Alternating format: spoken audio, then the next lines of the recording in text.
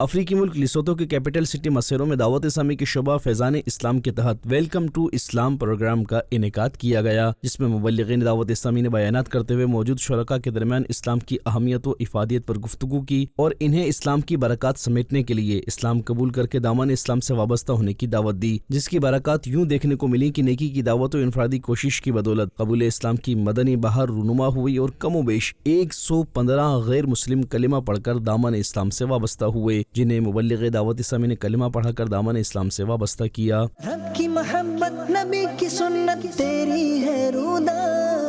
دعوت اسلامی زندہ باد، دعوت اسلامی زندہ باد۔ مدنی چینل کے ناظرین، عاشقان رسول کی دینی تحریک دعوت اسلامی کے تحت دنیا کے مختلف ممالک میں وقتاً فوقتاً مبلغین دعوت اسلامی کی انفرادی کوششوں اور نیکی کی دعوت عام کرنے کی برکات یوں دیکھنے کو ملا کرتی ہیں کہ گناہوں کے دلدل میں پھنسے ہوئے افراد دینی ماحول سے وابستہ ہو کر نیکیوں بھری زندگی گزارتے ہیں، وہیں شعبہ فیضان اسلام کے تحت غیر مسلموں پر انفرادی کوشش کی بدولت قبول اسلام کی مدنی بہاریں بھی دیکھنے کو ملا کرتی ہیں۔ تو ناظرین، آپ بھی اجر و ثواب کمانے اور معاشرے کی اصلاح و امت مسلمہ کی خیر خواہی کے لیے دعوت اسلامی کے دینی و فلاحی کاموں میں حصہ لیجیے۔